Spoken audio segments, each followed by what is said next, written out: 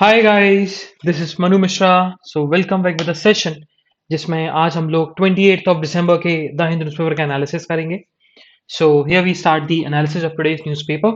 So the first news it's from the prime minister's statement that has been come day for yesterday about the vaccination को लेकर। सो उसी चीज़ को लेकर government की हम बात करते हैं तो मिनिस्ट्री हेल्थ मिनिस्ट्री ने अनाउंस कर दिया है कि from the 3rd January age group 15 to 17 उनको कोवैक्सीन देना स्टार्ट हो जाएगी। सो देखो, अब 15 to 17 लोगों को देना स्टार्ट करना है। सो इसका मतलब ये है कि इन लोगों को रजिस्ट्रेशन कराना पड़ेगा। सो जिन लोगों ने कोविन पोर्टल पे रजिस्ट्रेशन कराया था वैसे ही रजिस्ट्रेशन अगर आप कराओगे, आप स्लॉट बुक कर सकते हो and the person between the age of 15 to 17 years can get themselves vaccinated. Okay, and one more thing, government ने ये भी अनाउंस किया है, हेल्थ मिनिस्ट्री ने ये भी अनाउंस किया है कि भैया कि जो बूस्टर डोज है, बूस्टर डोज 60 के ऊपर के लोगों को लगेगी एंड हेल्थ केयर वर्कर्स को लगेगी एंड फ्रंटलाइन वर्कर्स को लगेगी। लेकिन there is a condition and the condition is कि भैया जो वैक्सीन है ना, वो वैक्सीन 13 जो सेकेंड डोज आपको लगा था, सेकेंड डोज के 39 वीक्स बाद आपको वो लगेगा, आपको वो थर्ड जैब लगेगा। ठीक है, सो जिसको 39 वीक्स हो चुके हैं वो बूस्टर डोज लगवा सकता है अपना of the age of 60 after 10th of January या from 10th of January। But अगर नहीं हुआ है तो वेट करिए, 39 वीक्स हो जाने चाहिए एंड 39 वीक्स का मतलब होता है 9 months। ओके, चलो moving further. So what happen, home ministry ने जो मिशनरीज ऑफ चैरिटी है, अब मिशनरीज ऑफ चैरिटी की हम बात करें तो मिशनरीज ऑफ चैरिटी जो है ये स्टैब्लिश किया था मदर टेरेसा ने। So it's a largest congregation. तो लार्जेस्ट कॉन्ग्रीगेशन का मतलब होता है, कॉन्ग्रीगेशन का मतलब गैदरिंग। तो it's a largest gathering of missionaries of charity and जिनका जो रिलीजन है कैथोलिक रिलीजन है, मतलब कैथोलिक क्रिश्चियंस हैं। सो अब होता क्या है कि मिनिस्ट्री ऑफ होम अफेयर्स ने उनका एफसीआरए परमिशन देने से मना कर दिया। मतलब फॉरेन कंट्रीब्यूशन रेगुलेशन एक्ट के अंदर इस मिशनरीज को, इन एनजीओ को रजिस्ट्रेशन कराना था और इन लोगों ने एप्लीकेशन डाली, बट होम मिनिस्ट्री ने एफसीआरए के अंडर इनको परमिशन देने से मना कर दिया। होम मिनिस्ट्री का ये कहना है कि हमें कुछ अनऑथेंटिक और अनवाइबल इंफॉर्मेशन मिली है कि फंड जो आता है फॉरेन से अंडर दीज मिशनरीज, वो फंड किसी और पर्पस के लिए यूज होता है। तो वो मुझे रिवील नहीं किया क्या रीजन है और क्या एक्सप्लिसिट रीजन उन्होंने कुछ अनाउंस नहीं किया, बट उन्होंने ये बोला कि कुछ बेसिकली अनअफोर्डेबल थिंग्स थी जिसके चलते हमने एफसीआरए की परमिशन देने से मना कर दिया। अब एफसीआरए है क्या? तो it's he foreign contribution regulation act. मतलब अगर आप इंडियन कंपनी या एनजीओ या किसी को भी फॉरेन फॉरेन से पैसा मंगवाना है, अपने अकाउंट में डलवाना है, so you have to get permission from the home ministry under this act. ठीक है, क्योंकि फॉरेनर्स ने कंट्रीब्यूट किया। सो हुआ क्या, एफसीआरए में पहले एनजीओज एम्बिट में नहीं आते थे। एनजीओज हो गए और नॉन नॉन प्रॉफिट ऑर्गेनाइजेशंस हो गए। तो अगर कोई फॉरेन कंट्रीब्यूट करता, कोई फॉरेनर कंट्रीब्यूट करता था किसी एनजीओ में, किसी नॉन प्रॉफिट ऑर्गेनाइजेशन में, तो फिर उसके ऊपर कोई टैक्स नहीं लगता था और कोई भी कर सकता था, कितना भी अमाउंट कर सकता था। बट फाइनली 2019 में एक अमेंडमेंट प्रपोज किया गया था एफसीआरए एक्ट के अंदर कि भैया एनजीओज और नॉन प्रॉफिट ऑर्गेनाइजेशन को भी रजिस्ट्रेशन कराना पड़ेगा अगर उनको फॉरेन कंट्रीब्यूशन रेगुलेशन एक्ट के तहत फॉरेनर से पैसा मिल रहा है। अगर उनको परमिशन नहीं मिली, अगर उन्होंने अपने आप को रजिस्ट्रेशन नहीं करवाया, तो फिर वो कोई भी एनजीओ हो, कोई भी बॉडी हो, उसको फॉरेन फंड नहीं मिल सकता। ठीक है, एंड एक टाइम लिमिट भी दी गई थी। इसी टाइम लिमिट के अंदर मिशनरीज ऑफ चैरिटी जो मदर टेरेसा ने सेटअप किया था, उन्होंने उस टाइम के अंदर ही एफसीआरए एक्ट के अंदर परमिशन रजिस्ट्रेशन कराने की एप्लीकेशन डाली थी, बट वो एप्लीकेशन रिजेक्ट कर दी गई बाय द होम मिनिस्ट्री। अब इसका क्रिटिसिज्म बहुत ज्यादा होगा and specially from the opposition parties, क्योंकि मिशनरीज ऑफ चैरिटी की हम बात करें तो मिशनरीज ऑफ चैरिटी जो है वो अंडर प्रिविलेज लोगों को हेल्प करता था, उनको मेडिकल हेल्प देता था, उनको फूड देता था, उनको ह्यूमैनिटेरियन एड देता था एंड और अभी जो गवर्नमेंट रूल कर रही है, सेंट्रल गवर्नमेंट जो है, एंड दैट सेंट्रल गवर्नमेंट, उसकी जो आइडियोलॉजी है थोड़ी हिंदुत्व वाली है। अगर होम मिनिस्ट्री के पास वैलिड रीजन भी होंगे ना, तो भी अपोजिशन पार्टीज को टारगेट करने वाली है। तो ये भी बहुत बड़ा इशू बनने वाला है। बट इससे हमें एक चीज समझनी है, एंड दैट इज कि अगर किसी बॉडी को, किसी ऑर्गेनाइजेशन को, किसी एनजीओ को अगर फॉरेन फंड रिसीव करने हैं डोनेशन के थ्रू, तो उसको एफसीआरए के अंदर, फॉरेन कंट्रीब्यूशन रेगुलेशन एक्ट के अंदर रजिस्ट्रेशन कराना मैंडेटरी है। सिंपल सी बात। मूविंग फर्दर, सो कल नीति आयोग ने हेल्थ इंडेक्स पब्लिश किया। सो अकेला सिर्फ NITI Aayog health index publish नहीं करता, उसके साथ साथ दो लोग और होते हैं। मिनिस्ट्री ऑफ हेल्थ होती है, एंड मिनिस्ट्री ऑफ हेल्थ के साथ साथ there is one more body, and the name of the body is, या so name of the body is world bank. तो world bank, NITI Aayog and our union health ministry, ये तीनों मिलके एक index publish करती हैं और इंडिया में स्टेट्स की कंडीशन बताती है, उनके हेल्थ की कंडीशन बताती है। एंड इस इंडेक्स के अंदर सबसे टॉप मोस्ट स्टेट जो रहा है वो केरला रहा है, जहां पर हेल्थ इंडेक्स अच्छा है सब among the Indian states. And सबसे वर्स्ट स्टेट जो रहा on the bottom, it's Uttar Pradesh. Second number पे जो आता है इट्स तमिलनाडु, एंड तेलंगाना ने रैंकिंग प्रूव की है। So Telangana is on the third rank, okay, and UP is on the bottom, last rank पे बिल्कुल, among all territories and states in India. एक चीज और इसमें याद रखना कि हेल्थ इंडेक्स का जो स्कोर है, किस बेसिस पर किस बेसिस पर बनाया जाता है, प्रिपेयर किया जाता है। सो बेसिकली तीन ब्रॉड डोमेन्स में डिवाइड कर दिया जाता है। तो पहला तो हेल्थ आउटकम्स होता है ना, पहला तो हेल्थ आउटकम है। दूसरा आपका गवर्नेंस एंड इंफॉर्मेशन है, समझेंगे, समझ में आ जाएगा। Health outcome, governance and information, and third is की इनपुट्स एंड प्रोसेस। अब जैसे कि हेल्थ आउटकम की हम बात करें, तो हेल्थ आउटकम का मतलब होता है कि भाई मोर्टेलिटी रेट कितनी है, इन्फेंट मोर्टेलिटी रेट कितनी है, सेक्स रेशियो कितना है एट द बर्थ। तो ये होता है बेसिकली पहला डोमेन, जिसको हम बोलते हैं क्या, आपका हेल्थ आउटलाइन, हेल्थ आउटकम्स। फिर आपका जो सेकंड है, it's about the governance and information.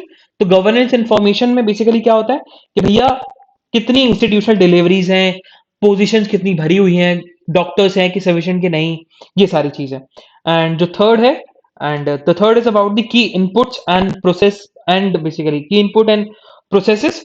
सो ये बेसिकली डेटा, कि डेटा कितना है, कि लोग कितना हॉस्पिटल्स में आ रहे हैं अगर कोई प्रेग्नेंट वुमेन को लेकर, ये सारी चीजें बताता है। ठीक है, उस स्टेट में कितने मलेरिया के केसेस हैं, उस स्टेट में टीबी ट्यूबरक्लोसिस जो है क्या अभी भी प्रेवलेंट है कि नहीं, केसेस रिड्यूस हुए कि नहीं हुए, इंक्रीज तो नहीं हुए। तो ये सारा जो डेटा और ये सारी चीजें होती हैं, ये थर्ड ब्रॉड डिविजन में आती है। तो तीन ब्रॉडर याद रखना, health outcomes, governance and information, and the third one is की इनपुट्स एंड प्रोसेसेस। और इस बार जो रैंक है, first rank is goes to Kerala, second to Tamil Nadu, and third to Telangana, and bottom पे जो रहा है it's Uttar Pradesh. Moving further, हमें सिटी की न्यूज नहीं पढ़नी है, तो हम सिटी की न्यूज को स्किप करेंगे। So we move to the state page. So what happened, तो केरला के लेजिस्लेटिव असेंबली के जो अपोजिशन लीडर हैं Siddaramaiah, and he was also the former chief minister of state of Karnataka, उन्होंने बोला है कि जैसे ही हमारी गवर्नमेंट पावर में आएगी कर्नाटक स्टेट के अंदर, हम लोग एंटी कन्वर्जन बिल को स्क्रैप कर देंगे, हम लोग उसको एप्लीकेबल नहीं कराएंगे। तो उन्होंने सिंपल सी बात बोली कि there is no need to bring a law to prevent conversion, to prevent illegal conversion. बस हमें लोगों को समझाने की जरूरत है, हमें कोई लॉ की जरूरत नहीं है जिससे हम लोगों को प्रिवेंट कर सकें, उस लॉ का मिसयूज हो सकता है। मूविंग फर्दर, तो एडवर्टीजमेंट नहीं पढ़ना है, so will move to the editorial page. तो आज के हम एडिटोरियल की बात करें, तो आज हमारे तीन एडिटोरियल इंपॉर्टेंट है। The first one, it's about the cold truth about India's economic income inequality, इसको अपन डिस्कस करने वाले हैं। तो it's about the income inequality के बारे में। The second one, it's about the कि जो पैनल फॉर्म हुआ था by the union government about the revocation of whether to revocate ASFA from Nagaland or not, उसको लेकर है। And the third one and the most important one, it's about the gaps in the plan to tackle plastic waste। सबसे important article ये है हमारे आज के analysis में। ओके, सो चलो, so first we will discuss, we will take the overview of this editorial, and this article will tell about the India's income inequality, which tells and also tells about the disparity between the rich and poor। सबसे पहले author ने जो editorial लिखा कि अभी world inequality report का addition आया, latest edition आया, और उस लेटेस्ट एडिशन से ये पता लग गया कि अभी भी जो हमारा वर्ल्ड है, including all countries, all democratic countries, they are going on the path of inequality. कैसे? उन्होंने बताया कि अगर हम बात करें तो रिपोर्ट जो है वो सेवरल डेकेड से यही चला आ रहा है कि जो टॉप 1% ऑफ द पॉपुलेशन है इस वर्ल्ड में, वो कम से कम 38% ऑफ द वेल्थ एक्यूमुलेट करके बैठा है, एंड जो बॉटम 50% है उसके पास सिर्फ 2% ऑफ दी वेल्थ है। मतलब इसका कि अगर हम बात करें तो इफ देर आर 100 पीपल, 100 लोग हैं और 100 रुपए ही हैं, तो 100 लोग और 100 रुपए में से जो टॉप के 1 लोग हैं, मतलब जो रिच लोग हैं, वो एक आदमी 38 रुपीज होल्ड करके बैठा है, और बाकी जो लास्ट के 50 लोग हैं उनके पास सिर्फ 2 रुपए हैं। सो ये इनइक्वालिटी बताता है, ठीक है, ये इनइक्वालिटी बताता है। और ऑथर ने ये भी बताया कि जब हम इंडिया के केस की बात करें तो इंडिया में इनइक्वालिटी ज्यादा है as comparison to the other developed nations like United States, like United Kingdom, China, Russia and France. India में इनइक्वालिटी ज्यादा प्रेवलेंट है इन कंट्रीज से भी ज्यादा। फिर ऑथर ने बताया पॉवर्टी के बारे में। ऑथर ने बोला कि जब हमारा इंडिया इंडिपेंडेंट हुआ था तो हम लोग सोशलिज्म के पाथ पे चले थे, ठीक है, और जिसको जवाहरलाल नेहरू ने एक नया इकोनॉमिक का टर्म कॉइन किया था, मिक्स्ड इकोनॉमी, कि कैपिटलिज्म भी होगा, सोशलिज्म भी होगा, but we will focus more on socialism. और उस पाथ को उन्होंने, सोशलिज्म के पाथ को मूव ऑन करने के लिए 5 इयर्स प्लान सेटअप किए थे कि जिससे हम लोग पॉवर्टी को एलिमिनेट कर सकें और जो इनइक्वालिटी बनी हुई है, ब्रिटिश एरा में बनी हुई थी, उस इनइक्वालिटी को हटाया जा सके। 5 इयर्स प्लान चलते गए और इनइक्वालिटी रिड्यूस होती भी गई, है ना। ये हुआ कि जो टॉप 10% ने 50% ऑफ दी जो वेल्थ एक्यूमुलेट करके रखी हुई थी, वो बाय दी 1980s 35% हो गई। लेकिन जैसे ही इंडिया में एलपीजी आया, लिबरलाइजेशन, प्राइवेटाइजेशन एंड आपका ग्लोबलाइजेशन, जिसके चलते जो पॉलिसीज थी, जो सोशलिज्म की आइडियोलॉजी थी, उससे हम लोग हटकर कैपिटलिज्म की आइडियोलॉजी में आ गए, और उसका ज्यादा बेनिफिट किसने उठाया? जो टॉप 1% ऑफ द पॉपुलेशन है, उन्होंने सबसे ज्यादा इसका फायदा उठाया। और बल्कि जो मिडिल क्लास इनकम ग्रुप है एंड जो पुअर क्लास है, उनकी जो ग्रोथ हुई बहुत स्लो ग्रोथ हुई, और वहीं जो टॉप 1% के जो लोग हैं, रिच लोग हैं, उनकी ग्रोथ एक्सपोनेंशियल हो गई। ये चीज बताया गया। देन फिर आगे यही बताया कि अब ये इनइक्वालिटी और ज्यादा बढ़ने लगी आफ्टर 2014। रीजन बीइंग क्योंकि ये गवर्नमेंट की जो आइडियोलॉजी भी है वो थोड़ी सी कैपिटलिज्म वाली आइडियोलॉजी है in comparison to the Congress government, because Congress government is something centre left, but BJP is right wing political party, and right wing believes in what? Capitalism. Okay. फिर उसके बाद ऑथर ने बताया कि स्टैटिक ग्रोथ रेट, तो उस चीज को लेकर ऑथर ने यही लिखा गया है कि अगर हम बात करें तो इनइक्वालिटी जो है, हम लोग इन मोबिलिटी से कैलकुलेट करते हैं, और उससे ये पता लगता है कि अराउंड 1/2 ऑफ इंडियन पॉपुलेशन, उनकी जो one half of the Indian population जो है, वो अभी भी सिंगल डिजिट की वेल्थ ही अपने पास उनके पास है। वहीं टॉप 1% डबल डिजिट में उनकी इनकम चली गई है, 38% से भी ज्यादा चली गई है। सो इस चीज को लेकर ऑथर ने यही बेसिकली बताया कि गवर्नमेंट पॉलिसीज बनाती है, बट पॉलिसीज सही तरीके से इंप्लीमेंट नहीं हो पाती। अगर गवर्नमेंट की पॉलिसी सही तरीके से इंप्लीमेंट हो तो फिर चीजें अपने आप सुधरेंगी। अब सबसे बड़ा जो रोल है इंप्लीमेंटेशन का, एग्जीक्यूटिव का है, तो ऑथर ने यहां पर एग्जीक्यूटिव के फेलियर के बारे में बताया, और ये ट्रू रियलिटी भी है कि गवर्नमेंट लॉ बनाती है, लॉ परफेक्ट होता है, लॉ अच्छा होता है, लेकिन अगर वो सही तरीके से इंप्लीमेंट हो, अगर गवर्नमेंट स्कीम्स बना रही है, पॉलिसीज बना रही है, अगर लेकिन वो ग्राउंड लेवल पे इंप्लीमेंट नहीं हो रही, तो उसका बेनिफिट किसी को नहीं मिलेगा। उसका बेनिफिट सिर्फ कुछ लोगों तक ही लिमिटेड रह जाएगा, और उस चीज का मिसयूज होता है। सो एग्जीक्यूटिव इंडिया में बहुत बड़ा फेलियर है। तभी लोग ब्यूरोक्रेसी को बहुत टारगेट करते हैं कि इंडिया में ब्यूरोक्रेसी ही डिजास्टर लेके आती है। तो ये सच बात है कि जवाहरलाल नेहरू जब प्राइम मिनिस्टर बने थे तो उनका जो फंडा था कि भैया के आईएएस ऑफिसर्स नहीं होने चाहिए, सिविल सर्विस एग्जामिनेशन नहीं होगा, ब्यूरोक्रेसी नहीं होगी, उन्होंने पूरी हटाने की बात की गई थी। बट सरदार वल्लभ भाई पटेल ने फिर बोला था कि नहीं, सिविल सर्वेंट्स की जरूरत है, एंड वही इंडिया को डेवलप कराएंगे।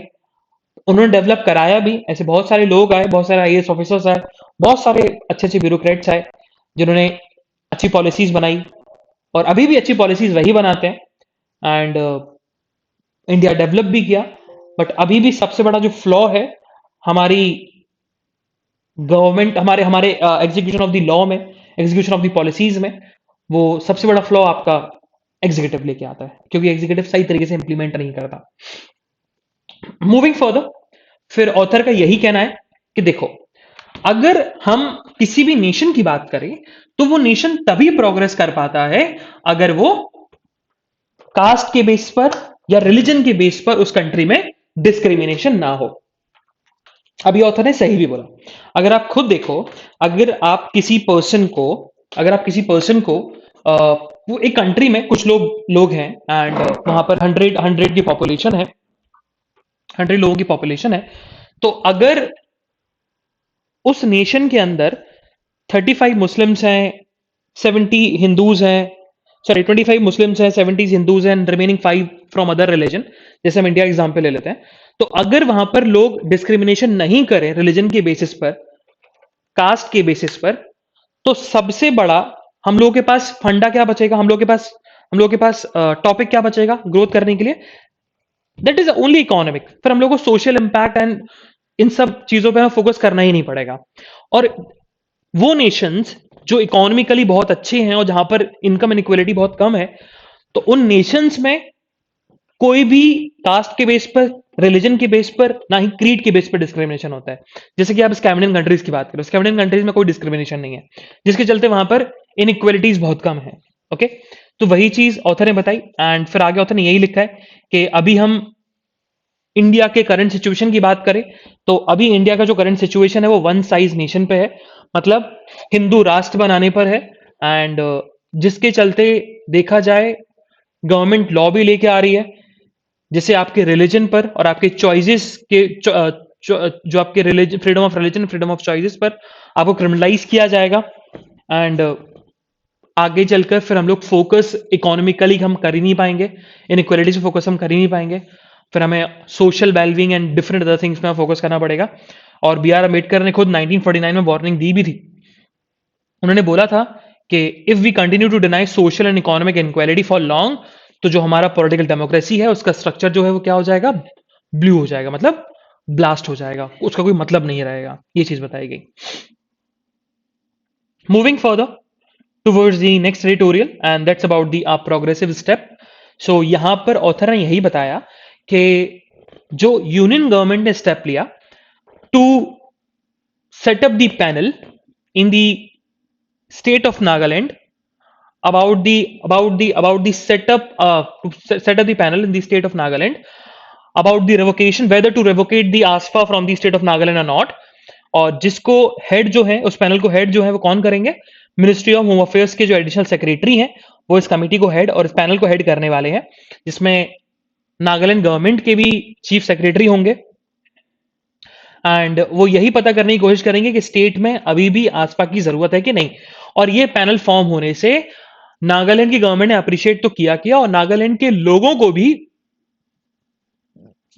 नागालैंड के लोगों को जो कंसर्न था कि भैया इस एक्ट का मिसयूज होने से ही जो मॉ में मासेकर हुआ, इसी वजह से हुआ, because of this unpopular, because of this infamous law. Okay, so यही चीज बताया कि पैनल बनने से अच्छी बात हुई है। और अभी हम इस बात करें तो यहां पर लिखा भी गया कि अभी जो प्रेजेंट में जो दिस एक्ट, दिस आसपा बेसिकली असम में है, असम में एप्लीकेबल है, नागालैंड में एप्लीकेबल है, मणिपुर में एप्लीकेबल है, एंड अरुणाचल प्रदेश की 3 डिस्ट्रिक्ट्स में एप्लीकेबल है। एंड और जो असम से बॉर्डरिंग स्टेट्स लगते हैं उनके अराउंड 8 पुलिस स्टेशन में ये चीज एप्लीकेबल है, ये एक्ट एप्लीकेबल है। और देखा जाए तो ये एक्ट एप्लीकेबल इसी वजह से करवाया गया कि कहीं पब्लिक ऑर्डर जो है वो डिस्टर्ब ना हो, एंड डिस्टर्ब्ड एरियाज जो ऑलरेडी लिस्ट डाउन किए गए इस एक्ट के अंदर, उन डिस्टर्ब्ड एरियाज में लोगों के ऊपर एट्रोसिटीज या फिर टेररिज्म ना फैले। और इसी चीज को लेकर 2005 में यूपीए की जब गवर्नमेंट थी, उन्होंने कमेटी सेटअप करी थी कि आसपा के रेवोकेशन की जरूरत है कि नहीं। तो एक कमेटी बनी भी थी जिसका नाम था जस्टिस जीवना रेड्डी कमेटी, और जस्टिस जीवना रेड्डी कमेटी ने रिकमेंडेशन दी थी कि there is a need to repeal this law. और in the year of 2015 Tripura से इस चीज को रिवोक कर दिया गया। 2018 में मेघालय को इस एक्ट से मेघालय को हटा दिया गया, मेघालय से हटा दिया गया ये वाला एक्ट। नाउ अब नागालैंड में देखना है कि पैनल क्या डिसाइड करती है, कमेटी क्या डिसाइड करती है। अगर कमेटी ने बोल दिया हटाने की जरूरत, तो अराउंड 1 to 2 years में आसपा भी रिवोक हो जाएगा from the state of Nagaland. Moving further towards the next editorial, and that's about the gaps in the plan to tackle plastic waste. So अभी रिसेंटली हुआ क्या, अच्छा जब से मोदी गवर्नमेंट आई थी ना, मोदी गवर्नमेंट एक बहुत अच्छी चीज लेके आए थे। उनका ये कहना था कि देखो, लॉ कौन बनाता है, पार्लियामेंट में बनता है लॉ, और उसके लिए बिल प्रेजेंट करना पड़ता है। लेकिन कभी कभी क्या होता है कि जरूर जो देखा जाए तो जो लॉ प्रेजेंट करते हैं, they are the representative of the people, but है तो ह्यूमन बींग। हो सकता है कि मेजोरिटी ऑफ द पॉपुलेशन जो हो वो उस बिल को पसंद नहीं कर रही हो, लॉ को पसंद नहीं कर रही हो। तो मोदी गवर्नमेंट एक कॉन्सेप्ट लेके आई थी कि जब भी कोई बिल प्रेजेंट किया जाएगा पार्लियामेंट में, तो before the presentation of the bill in the parliament उसको पब्लिक डोमेन में डाला जाएगा, कि जिससे पब्लिक उसमें कुछ चेंजेस लाना चाहती हो, कुछ उसमें अमेंडमेंट लाना चाहती हो, या उसको उसको हटाना भी चाहती हो, कुछ चेंजेस लाना चाहती हो, तो पब्लिक मेजॉरिटी अपनी रिकमेंडेशन दे सकती है, पब्लिक अपनी रिकमेंडेशन दे सकती है, और उन रूल्स में, उन बिल्स में वो सारी चीजें चेंज हो जाएंगी, अगर मेजॉरिटी ऑफ द पब्लिक ये चाह रही है तो वही इन्वायरमेंट मिनिस्ट्री एक बिल प्रेजेंट करने वाली है, जिसके चलते जो प्रोड्यूसर्स हैं उनकी रिस्पॉन्सिबिलिटी ज्यादा बढ़ जाएगी। प्लास्टिक के प्रोड्यूसर, समझ में आ जाएगा वो। तो एक बिल प्रेजेंट करने वाली है, and it's about the extended producer responsibility, समझाएंगे उसको। अब उसी चीज को लेकर यहां पर ऑथर ने एडिटोरियल लिखा, कि जो पब्लिक के सामने आया है। ऑथर ने बोला कि एनवायरमेंट मिनिस्ट्री ने अभी पब्लिश कर दिया है draft regulation on extended producer responsibility. Extended producer responsibility का मतलब, जैसे अब जो प्रोड्यूसर है प्लास्टिक का, उसकी रिस्पॉन्सिबिलिटी ज्यादा बढ़ जाएगी। ठीक है, अब अगर हम बात करें तो जो एक्सटेंडेड प्रोड्यूसर रिस्पॉन्सिबिलिटी है, which requires the manufacturer of a product or the party that introduce the product into a community to take responsibility for its life cycle। Simple सा मतलब है कि अगर आप प्लास्टिक को प्रोड्यूस कर रहे हो, तो उस प्लास्टिक को आपको लाइफ टाइम तक रिसाइकिल करना है, रीयूजेबल बनाना है, ये आपकी रिस्पॉन्सिबिलिटी है, वो प्रोड्यूसर की रिस्पॉन्सिबिलिटी होगी। जैसे कि लेज हो गया, आपका बिंगो हो गया, आप कुरकुरे खाते हो तो पैकेट्स फेंक देते हो। अब वो पैकेट्स क्या है, प्लास्टिक है, तो प्लास्टिक तो जाता नहीं है ना। सलमान खान ने भी बोला है कि इस दुनिया में सिर्फ एक ही चीज टिकती है, वो है सिर्फ प्लास्टिक। सो अब वही चीज देखा जाए तो प्लास्टिक जब बायोडिग्रेडेबल है नहीं, तो हमें उसको रिसाइकिल करना है, जिससे हम उसे रियूजेबल बना सके और पोल्यूशन पे और एनवायरनमेंट पे कम इम्पैक्ट पड़े उस चीज का। तो जिसके चलते जो प्रोड्यूसर्स हैं इन प्लास्टिक के, अगर उन्हीं पर रिस्पॉन्सिबिलिटी डाल दी जाए तो ज्यादा अच्छा है। तो उसी चीज को लेकर एनवायरमेंट मिनिस्ट्री ने ड्राफ्ट बनाया, और ऑथर यहां पर यही बता रहे हैं कि इन ड्राफ्ट में कुछ प्रॉब्लम्स हैं, और उन्होंने 3 प्रॉब्लम्स बताई, 3 एरिया की प्रॉब्लम्स बताई। पहले उन्होंने बताया पीपल, दूसरा उन्होंने बताया प्लास्टिक, एंड थर्ड उन्होंने बताया प्रोसेसिंग। चलो, सो हम सबसे पहले पीपल की बात करते हैं। तो देखो, जब भी हम बात करें तो होता क्या है, अगर हम देखो ग्राउंड लेवल पे देखना है पूरा। अगर हम रियलिटी में बात करें तो आपने लेस खाया, लेस का पैकेट खाया, अगर आपने कोई भी चीज सामान खरीदी, आपने प्लास्टिक को फेंक दिया, डस्टबिन में डाल दिया, डस्टबिन से वो बड़ा डस्टबिन में जाएगा, एंड उसको कौन पिकअप करता है, जो वेस्ट पिकर्स होते हैं, रैक पिकर्स जिनको हम लोग बोलते हैं, वो रैक पिकर्स पिक कर लेते हैं, एंड उसके बाद एक पिरामिड फॉर्म होता जाता है। सबसे पहले रैक पिकर्स आते हैं, रैक पिकर्स के बाद फिर वो एक जो जो वेस्ट कलेक्टर्स होता है, वेस्ट कलेक्टर के पास जाता है, वेस्ट कलेक्टर फिर जो रिसाइकेबल वाली कंपनी होती है उनके पास भेजता है, और फिर रिसाइकेबल कंपनी उस प्लास्टिक को रिसाइकिल करती है। लेकिन अगर हम बात करें तो अगर इस पिरामिड से रैक पिकर्स और वेस्ट कलेक्टर्स को हम एलिमिनेट कर दें, तो जो वेस्ट है, जो प्लास्टिक वेस्ट है, वो कभी कलेक्ट हो ही नहीं पाएगा। और इसी चीज को लेकर यहां पर ऑथर ने क्वेश्चन रेज किया। उन्होंने सिंपल सी बात बोली कि इंडिया में हम बात करें तो अराउंड 1.5 से लेकर 4 मिलियन तक वेस्ट पिकर्स हैं, रैक पिकर्स हैं। लेकिन गवर्नमेंट ने उनके लिए कोई भी सोशल सिक्योरिटी, कोई भी हेल्थ इंश्योरेंस और कोई भी मिनिमम वेज या कोई भी बेसिक प्रोटेक्टिव गियर डिसाइड नहीं कर रखा। तो ये देखा जाए तो ये इनफॉर्मल सेक्टर में तो आते हैं, बट और ये बेस है सबसे बड़े रिसाइकेबल, ये सबसे बड़ा कंट्रीब्यूट करते हैं जिससे प्लास्टिक रिसाइकिल हो। लेकिन तब भी इनके पास कोई भी राइट्स नहीं है, इनके पास कोई भी सोशल सिक्योरिटी नहीं है, इनके पास कोई भी इंश्योरेंस नहीं है, और ये गाइडलाइंस जो है इन वेस्ट पिकर्स को, इन रैग पिकर्स को डिसरिगार्ड करती हैं। ठीक है, ये चीज बताई गई। और इन गाइडलाइंस बनाने में एक तो इन्होंने डिसरिगार्ड किया किया, बल्कि देखा जाए तो इन रेगुलेशंस में इनका कंट्रीब्यूशन भी है ना, इनका कंट्रीब्यूशन होना चाहिए इन रेगुलेशन बनने के लिए, लेकिन इनको कोई भी कंट्रीब्यूशन नहीं दिया गया while drafting these extended producers responsibility. ये चीज बताई गई। फिर ऑथर ने यही बताया कि देखा जाए तो ईपीआर का जो फंड है वो डिप्लॉय किया जाएगा for the mapping and registration of the informal sector के लिए, कैपेसिटी को बढ़ाने के लिए, अपग्रेडिंग को बढ़ाने के लिए, इंफ्रास्ट्रक्चर को अच्छा करने के लिए, टेक्नोलॉजी ट्रांसफर को प्रमोट करने के लिए, और जो फीडबैक मिलेंगे मैकेनिज्म को मॉनिटर करने के लिए, और ये फंड इजीली कैसे प्लास्टिक को रिसाइकिल हो जाए इन सब फोकस करेगी। बट जब तक हम इन वेस्ट पिकर्स और इन रैग पिकर्स को लेकर हम कोई इनको सोशल सिक्योरिटी नहीं देते थे, इनको कुछ इनको कुछ हेल्थ इंश्योरेंस नहीं देते, इनको कोई प्रोटेक्टिव गियर नहीं देते, अगर इनको रिकॉग्निशन नहीं देते, तो फिर ये ड्राफ्ट रेगुलेशन जो है वो सक्सेसफुल नहीं हो पाएंगे। पहली पॉइंट उन्होंने अराइज किया, पहला इशू। दूसरा इशू जो अराइज किया वो है प्लास्टिक को लेकर। ऑथर ने बताया कि प्लास्टिक भी ना बहुत सारे तरीके के होते हैं। ठीक है, अब देखा जाए तो मल्टी मटेरियल प्लास्टिक्स होते हैं, जैसे कि सैनिटरी, एक एक तो प्लास्टिक आपके दिमाग में आता है भाई, लेस का पैकेट आपने फेंक दिया, तो एक वो प्लास्टिक है, बट और भी टाइप के प्लास्टिक्स होते हैं, जैसे कि सैनिटरी पैड्स हो गए, आपके चप्पल हो गई, आपके पॉलिस्टर हो गए। सो ये भी बहुत बड़ा चैलेंज है आज के समय में फॉर दी वेस्ट मैनेजमेंट के लिए, लेकिन इनको एक्सटेंडेड प्रोड्यूसर रिस्पॉन्सिबिलिटी के एम्बिट से बाहर कर दिया गया। अगर हम बात करें तो प्लास्टिक पैकेजिंग को हम 3 कैटेगरीज में डिवाइड कर सकते हैं। तो एक कैटेगरी होती है जो ऐसी प्लास्टिक जिनको हम रिसाइकिल कर सकते हैं और जिसको इनफॉर्मल सेक्टर इफेक्टिवली इफेक्टिवली बिल्कुल हैंडल कर लेंगे। दूसरा जो होता है वो होता है technologically recyclable but not economically viable. मतलब एक ऐसा ऐसा प्लास्टिक रिसाइकल तो हो जाएगा बट वो इकोनॉमिकली वाइबल नहीं होगा। और एक और टाइप का प्लास्टिक होता है कि वो टेक्नोलॉजिकली चैलेंज टू रिसाइकल, मतलब उसको रिसाइकिल भी करना बड़ी प्रॉब्लमैटिक वाली चीज है, तो नॉन रिसाइकेबल प्लास्टिक होता है।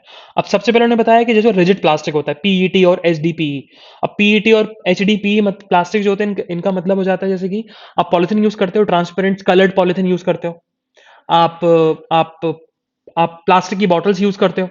तो ये सारे जो प्लास्टिक्स होते हैं ना, ये हो तो जाते हैं इफेक्टिवली रिसाइकल्ड, ये इफेक्टिवली रिसाइकल्ड तो हो जाते हैं। और इनफॉर्मल जो इनफॉर्मल सेक्टर है इसको रिसाइकिल इजीली कर भी लेता है। But what about the LDP and PP bags? अब पीपी बैग्स मतलब आपने बोरी कभी यूज करी होगी, आपने आटे की बोरी देखी है, तो आटे की बोरी को हम पीपी बैग्स बोलते हैं। ठीक है, तो ये टाइप के जो बैग्स आते हैं इनमें भी प्लास्टिक होता है। तो देखा जाए तो इनको हम रिसाइकिल कर सकते हैं, but they are not economically viable. तो इसी के चलते हम लोग उन टाइप्स को, उन प्लास्टिक्स को रिसाइकिल करते हैं, जैसे कि लेस के पैकेट का प्लास्टिक हो गया, जो इजिली मिल भी जाता है, रिसाइकिल भी हो जाता है, लेकिन उसके बहुत बड़े डिसएडवांटेज हैं, क्योंकि ऑलरेडी उन प्लास्टिक्स में फूड होता है, और उन फूड्स में वायरस होते हैं, बैक्टीरियाज आ जाते हैं, फंगस आ जाती है, क्योंकि फूड है तो वहां तो ये सारी चीजें आएंगी।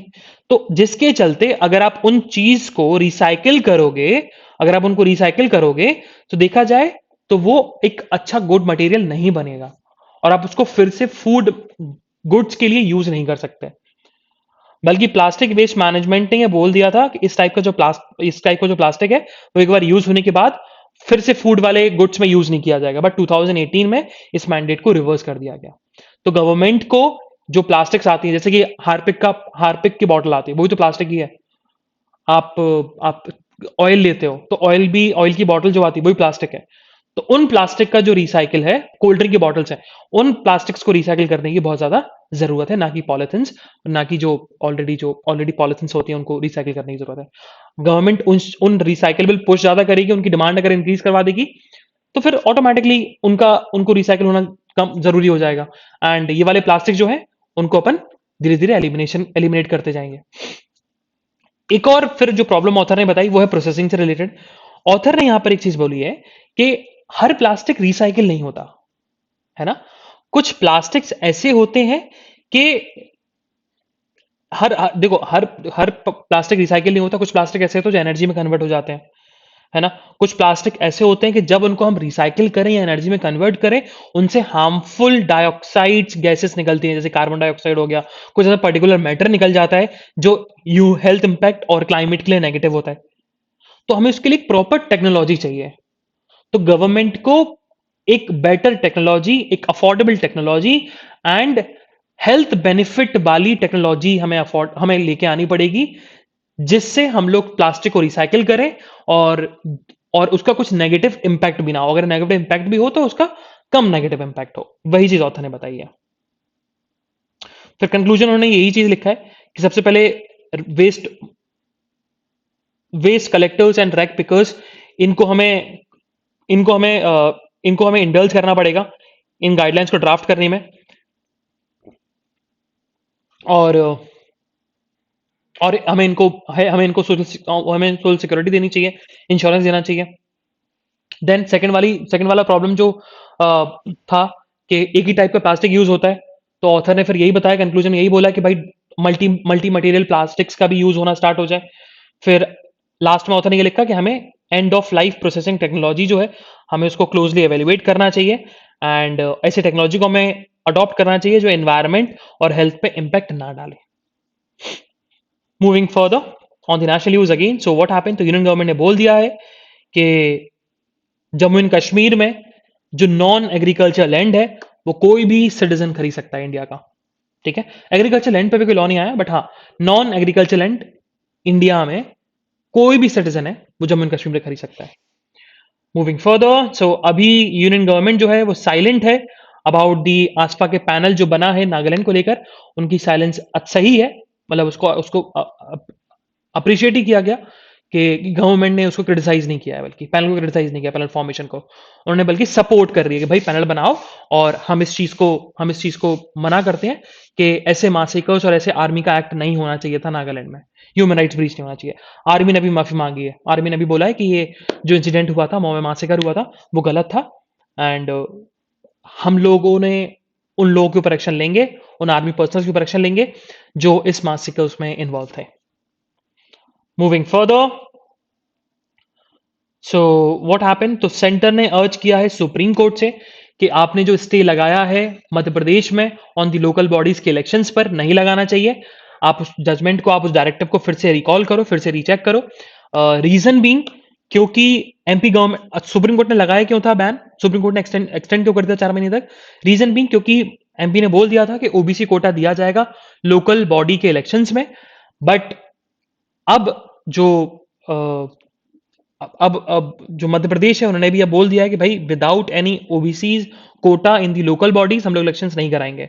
इस चीज को लेकर सेंटर जो है सुप्रीम कोर्ट चली गई। उन्होंने बोला है कि ओबीसीज बहुत पॉपुलेशन है उनकी और उनका रिप्रेजेंटेशन होना जरूरी है। So they are socially and they are socially and educationally backward, जिसके चलते हमें उनका रिप्रेजेंटेशन करने की जरूरत है। उनका रिप्रेजेंटेटिव होना चाहिए लोकल बॉडीज में, जिसके चलते आप इलेक्शन जो है मध्य प्रदेश में करवाइए, उसको एक्सटेंड मत कर दिए 4 महीने तक।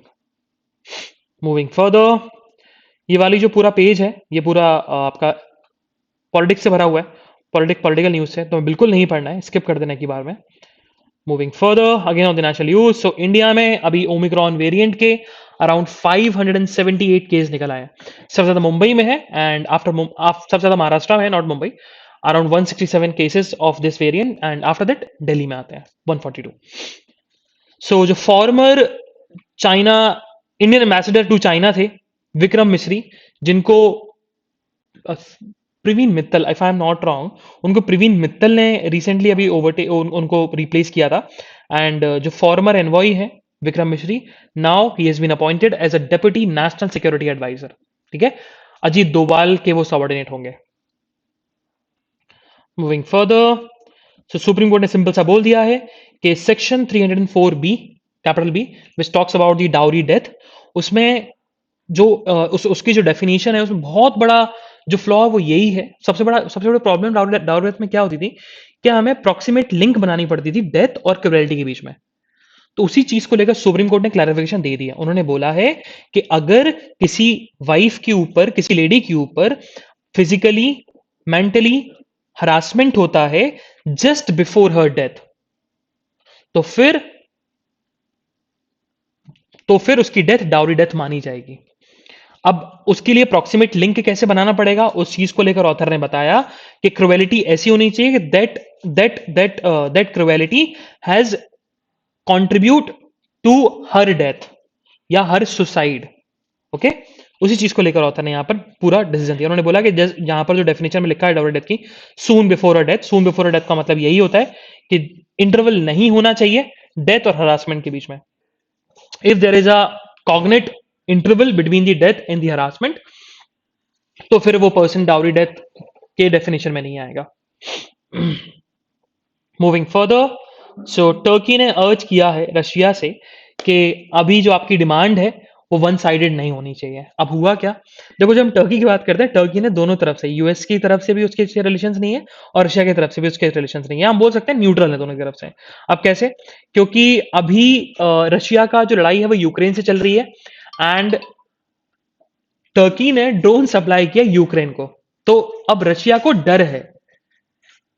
डर है कि यूक्रेन उन ड्रोन्स का यूज ना करे रशिया के अगेंस्ट।